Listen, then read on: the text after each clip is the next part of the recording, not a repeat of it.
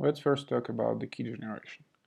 So we don't want to use individual private keys because they are extremely hard to back up. And back in the days, it was actually the case that Bitcoin Core was generating random private keys for every address, and then to back it up, you need to, from time to time, copy your wallet file to the backup to the backup USB drive or whatever. And then in 2013, there was introduced a set of BIPs, Bitcoin Improvement Protocols. I think the BIP-39 was in 2013, and then BIP-32 was in 2012. Yeah, that basically defines how to use how to use a single secret to derive any amount of private keys. So the overall flow looks like this. We get first our entropy, and it can be, um, any length, but normally 128 bits to 256 bits was good enough. Then we convert this entropy into the seed, and then we convert this seed to our HD wallet. Then we use this HD wallet to derive individual keys according to a certain path. So we get keys, and from these keys we get addresses, and so on. Also, we can convert this entropy into the human-readable form, so it is basically a recovery phrase. And this part here is defined in BIP-39, up to here actually. No, sorry, up to here. And then this part is defined in BIP-32. In this video, we will talk about the BIP-39 and how to generate entropy, convert it into the recovery phrase, and to the seed. Okay, so entropy is just a series of random bits, right? So we should use it. We should generate it at random, and to make sure that there's really good randomness, we can mix in together multiple sources of entropy. For example, we can take the output of our true random number generator that we have on our microcontroller, but as a random number generator is proprietary, closed source, but certified, I don't know how much we can trust it. So the best way to improve our randomness is to include additional sources of entropy. We can use something like an environmental noise, for example, from the analog to digital converter or from the microphone, if it is available. We can get some input from the user. Either we can ask him directly, please throw a dice and enter the number, or we can use the touches from the touch screen. So from every touch we can record the x, y, and t, so like the coordinates and the time. And now if we want to end up with something like 16 bytes of entropy, we need to mix it together. So the best way to mix them together is just to hash them. Also, you can XOR them if you want, and if you combine all these sources of entropy, then your overall entropy is always better than all of the inputs, because if you add a random number to anything, it becomes random. So we use all these sources to get, let's say, 16 bytes or any number of bytes that we want, and now we need to convert it into the human readable form. So we should end up with a phrase like this. So what we do, first we write this entropy, this random number in the binary form, and then split it into parts of 11 words. So you see that F here corresponds to first 4 bits, this is F, then the next 4 bits is 3, then the next 4 bits is 4, and so on up to the very end. And the entropy ends here. Then for this BIP-39 we need to append the checksum. And this checksum generator is used to make sure that the recovery phrase that the user enters is actually correct. So what we do for that, we hash our entropy, SHA-256, and from the result of this hash we take a few first bits. And then, depending on the initial length of the entropy, we use different number of checksum bits such that the overall length is divisible by 11. So we need to split it into the 11-bit words. So this is 11 bits. Normally, what people use, they use either 16 bytes or plus 4, so 20, 24, 28, and so on, up to 32 bytes. And then this is converted into words.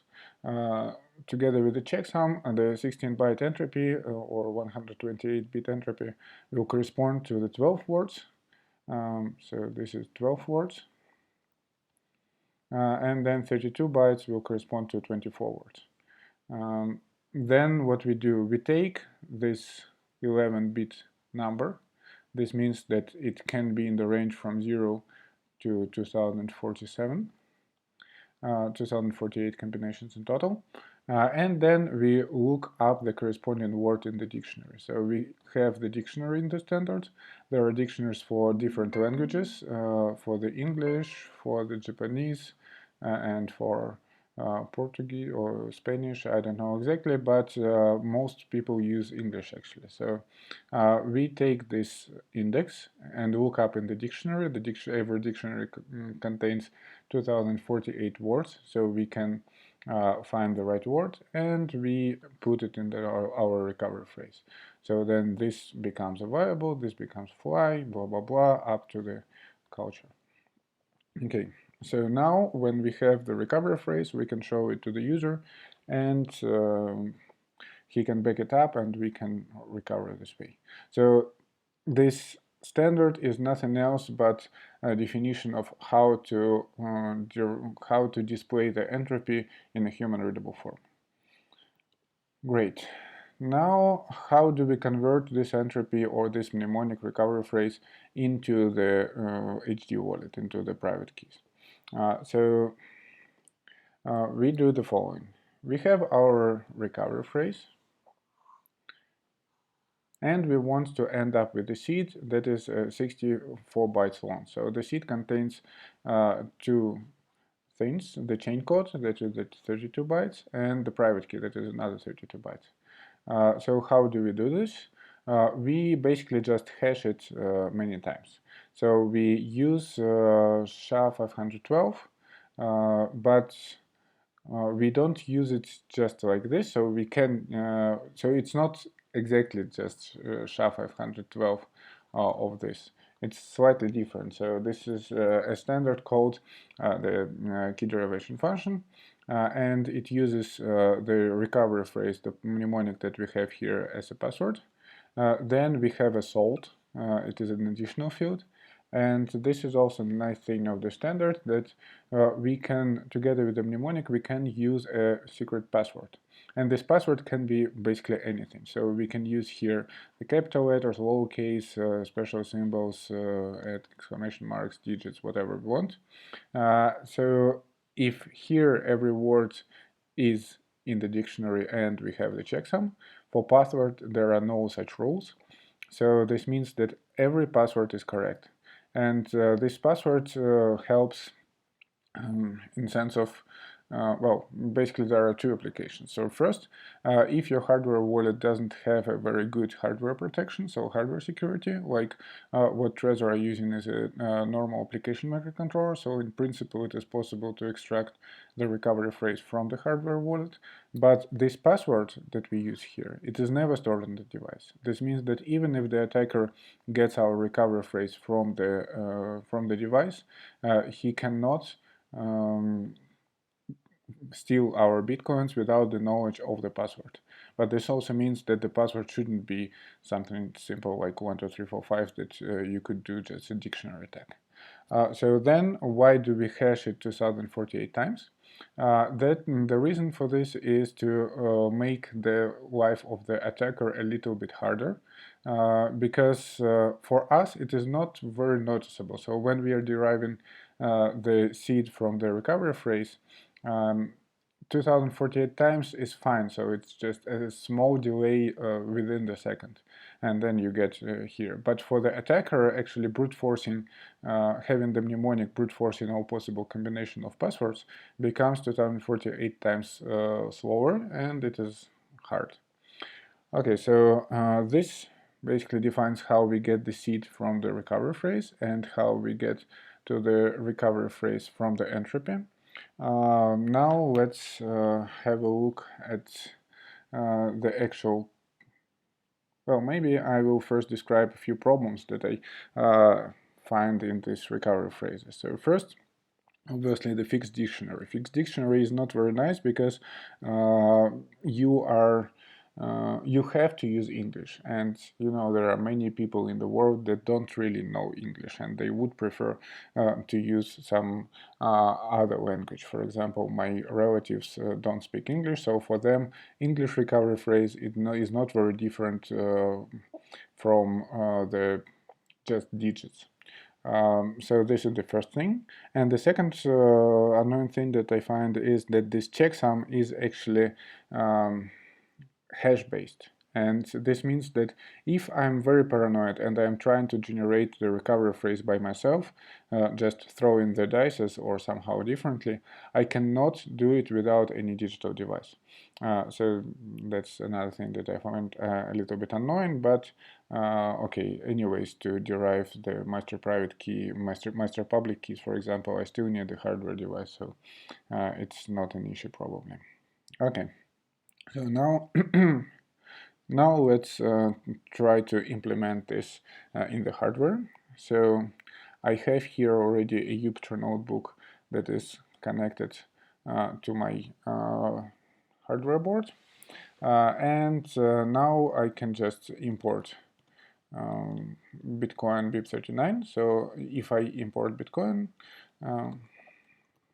and print the content of Bitcoin, then I will get the modules here. So what I can do from Bitcoin import BIP-39 and also print the content of this BIP-39.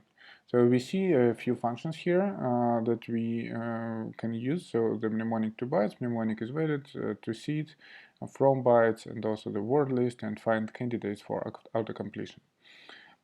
Because actually, normally, even though if the word from the recovery phrase is long enough, it can be detected by first 4 letters.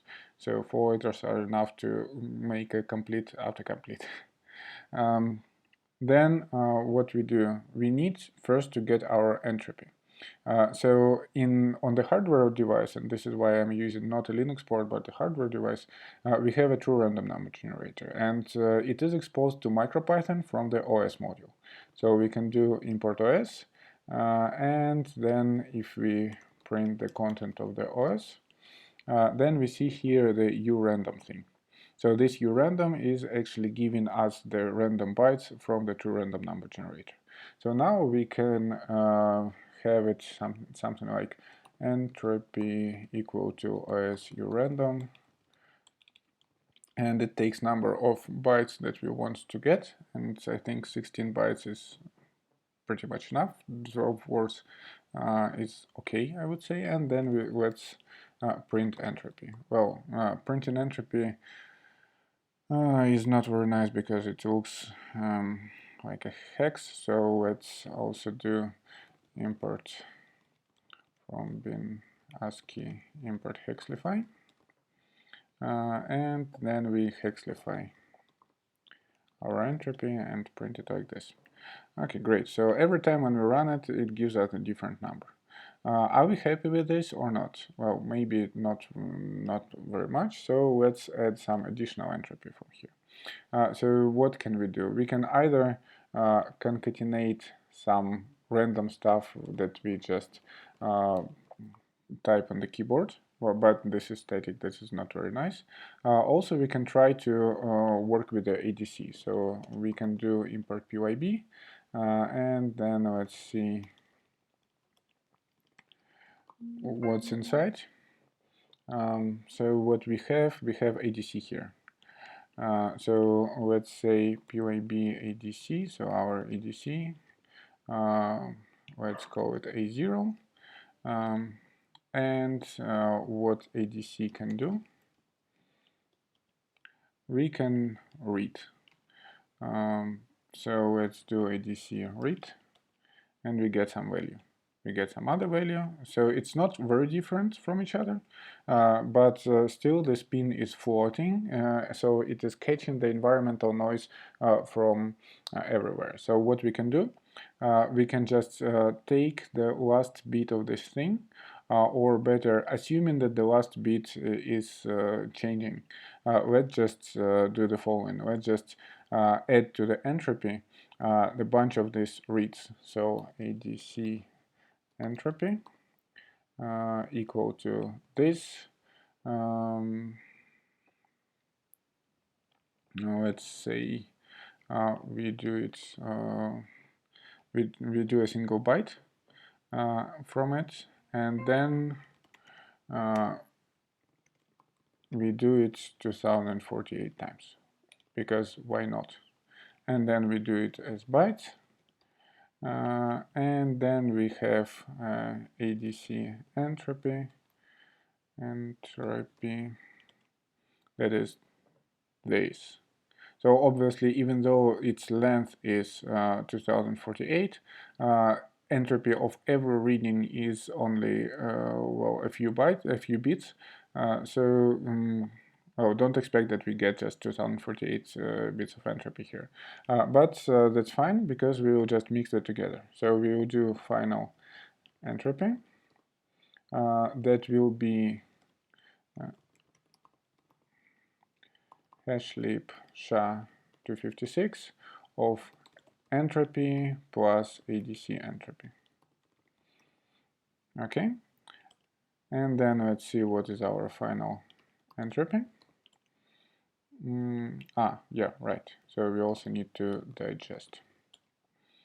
Final entropy is this. Great. Let's also take only first 16 bytes of it. This should be enough to generate our recovery phrase. So now we do BIP-39, mnemonic from bytes, and this will be our recovery phrase. So our phrase is option blah blah blah, and our final entropy,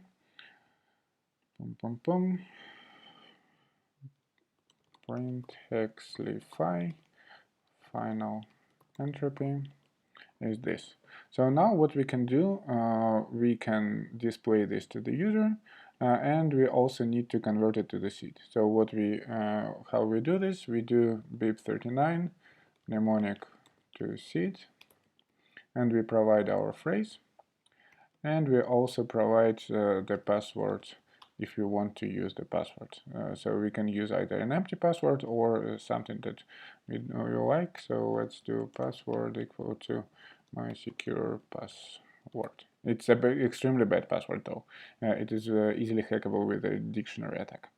This is our seed, and let's print hexlify of the seed.